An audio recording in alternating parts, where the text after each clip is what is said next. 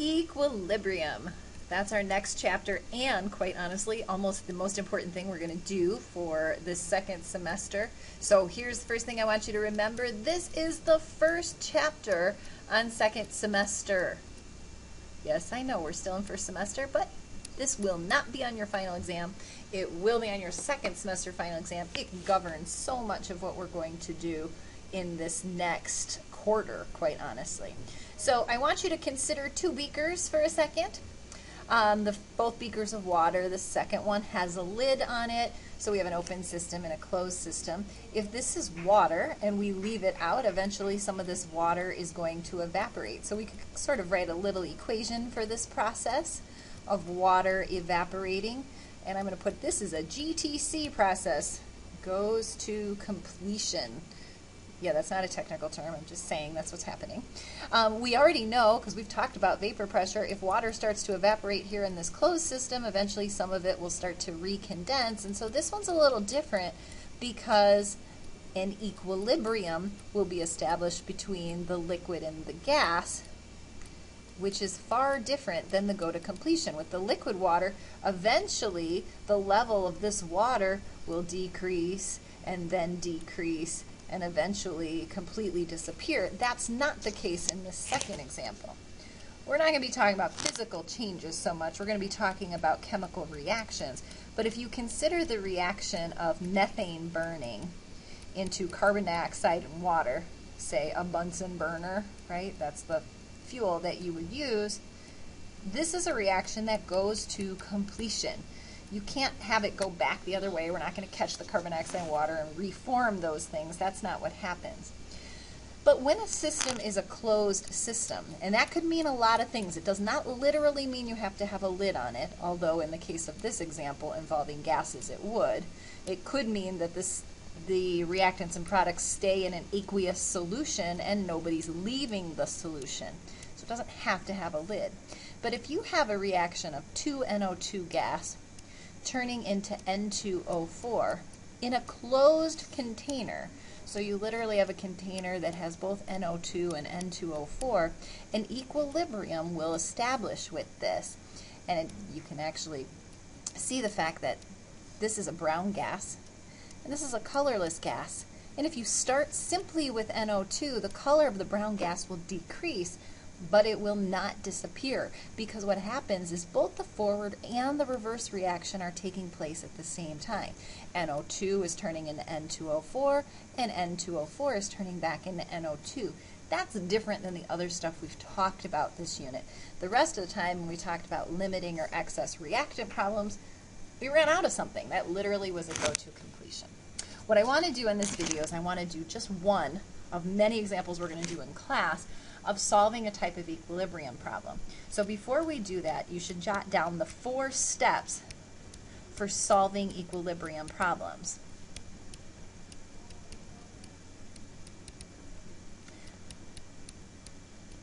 The first step, and these aren't going to necessarily make sense yet, but I'm going to go through each one of them individually, is you need a balanced equation. That should make sense. The second one, which you won't know what this means just yet, is that you need what's called an equilibrium expression. The third step is an ice table. Now some of you may have been exposed to this in first year chem, so this may be familiar to you. Others it will not be. And the fourth step is to do the math. So I'm going to refer to these 4 steps as we do the example problem, and I'll explain each step as we go. This is example 1. I'm calling it example 1 even though it's the only example I'm going to do in this video, because we will do example 2 in class. Okay, here's the example. Just jot it down. We have 1 atmosphere of PCl5 gas is put into a container. At equilibrium,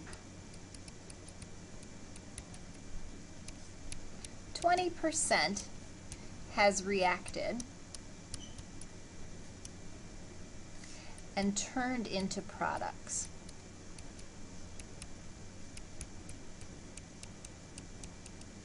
Which are PCl3 gas and chlorine gas. The question is, what is the KSP? Nope, sorry. What is the KP? KSP is in another chapter. So, first of all, when they say that 1 atmosphere of a gas is put into a container, that sounds weird. But because it's a gas, they actually just pump it in until the partial pressure of that PCl5 is 1 atmosphere. So it's a way of kind of measuring how much you put in. This chapter, by the way, when you look at the title, eventually, is not just equilibrium, but it's talking a lot about gaseous equilibrium. We're going to expand that, but it's talking quite a bit about that. So it'll deal a lot with pressures. All right, first step of solving equilibrium problems, and I haven't even explained to you what I mean by KP yet, we need a balanced equation.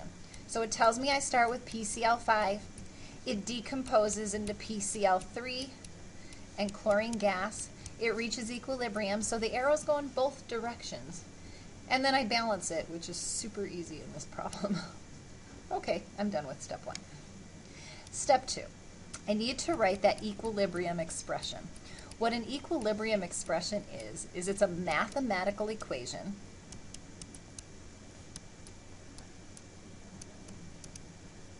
relating the products and reactants at equilibrium.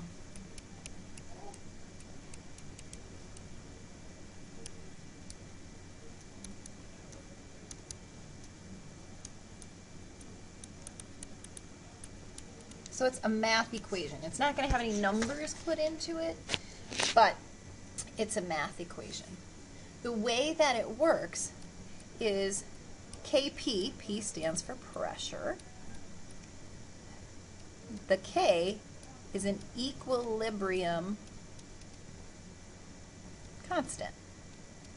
It's a different K than in rate laws, you guys. It's a capital K. In rate laws, it's a little k. They are actually related to each other, as we will see later, but they are not the same thing. Here's how you write equilibrium expressions. With equilibrium expressions, you always take the products divided by the reactants, and they're raised to the powers from the coefficients in the balanced equation. That is totally different than when we did rate laws. Okay? So in this case, Kp is going to be, I'm going to put these in brackets, the partial pressure of PCl3 raised to the first power, why? Because of this, times the concentration of, the partial pressure of chlorine raised to the first power because of this, divided by the partial pressure of PCl5 raised to the first power because of this. Couple of comments on this.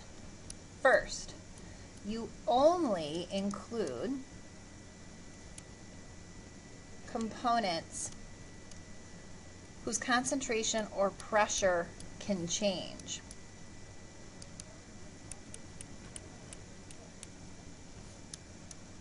Those are the only things included in an equilibrium expression. So that means like gases, you could increase or decrease the pressure, or aqueous, you could change their concentration, but not solids or liquids. Because solids and liquids, you can't make a solid more concentrated or a liquid more concentrated by just adding more to it. It's still the same concentration. Now, why did I use brackets? Or I'm sorry, parentheses. Parentheses means atmospheres. So we'll use this in Kp expressions. If I use brackets, that means molarity. We'll use those later in Kc expressions. P for pressure, C for concentration.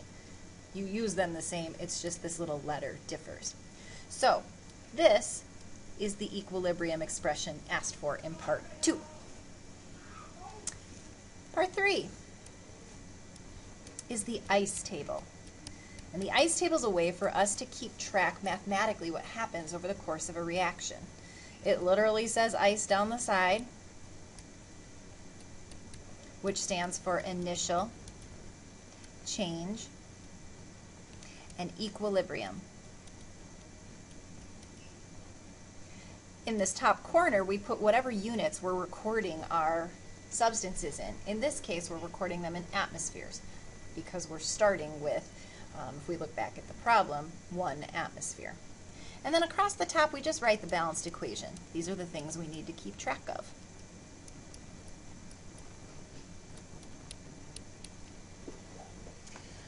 So initial is what we started with, and if you look at the problem itself, we're starting with 1 atmosphere PCl5. I don't have to write the unit because I already wrote it in the upper left-hand corner here. We're starting with 1 atmosphere of PCl5, and it's put in a container, so initially there's no products yet. Nothing has happened. So that's the initial. The change is what happens. And according to my problem, 20% has reacted. So 0.2 atmospheres has reacted and turned into products. So I'm going to lose 0.2 atmospheres of the PCl5. Well, since it's a 1-to-1 ratio, if I lose 0.2 PCl5, I gain the same number. I'm going to gain 0.2 PCl3, and the same is true here. We'll see later that if these coefficients are different than 1's, the change is what will be affected. Equilibrium, then, I just account for the change of the initial, and so what I'm left with is 0.80 here, 0.20 here, and 0.20 here as well. All right, let's see here. That looks good. So that's my ice table. I'm done with that step. The last step then is to do the math. And in the math, if I look at what the question was asking, I am trying to find out what is the Kp. Well, I have the Kp expression, and these numbers out of the ice table and the equilibrium, they are what get plugged in to my Kp. So in this case, all I need to do is to plug my numbers into my Kp expression. So I know that Kp is the pressure PCl3 times the pressure of chlorine divided by the pressure of PCl5. I have those numbers, so it's 0.2 atmospheres of PCl3, that means atmospheres, times 0.2 atmospheres of Cl2 divided by 0.8 atmospheres of PCl5. Throw that into my calculator, and 0.050 is my answer. So this equilibrium constant is where I end up. Now, what does this mean that it's 0.050? Like, what kind of deep-seated meaning does this have?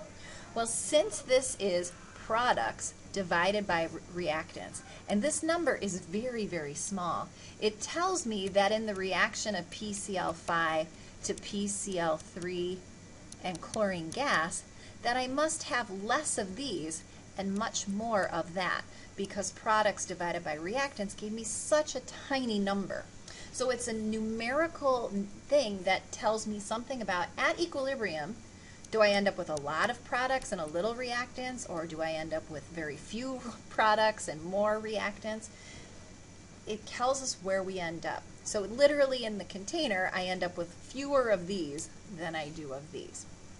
Now, another thing I want you to notice is, despite the fact that this was atmospheres times atmospheres divided by atmospheres, there are no units to a K value, so they drop. It's simply a numerical expression. And the other thing is that the only thing that changes, that, I just combined those two words, the thing is, okay, that changes, K is temperature. So as long as I stay the same temperature, I literally could start with different numbers here. If they reach equilibrium, and when they do, this number will turn out to be the same, even though I may have had different numbers here. There's an infinite set of numbers I could plunk into here that would give me this equilibrium, this equilibrium constant value. So all equilibrium partial pressures don't end up being this set of numbers. They can be any set of numbers that will achieve this particular thing. One last thing, think about if the Kp ended up being 1,000 instead of 0.05, think about what that would mean. It's a very large number. Since it's products over reactants, that must mean you have lots of products and very few reactants. So in a case like this one, there'd probably be a lot of this and very little of this at equilibrium. So this number does give us some information about where we end up. We will do more example problems in class, so hopefully you took good notes because you're gonna need them.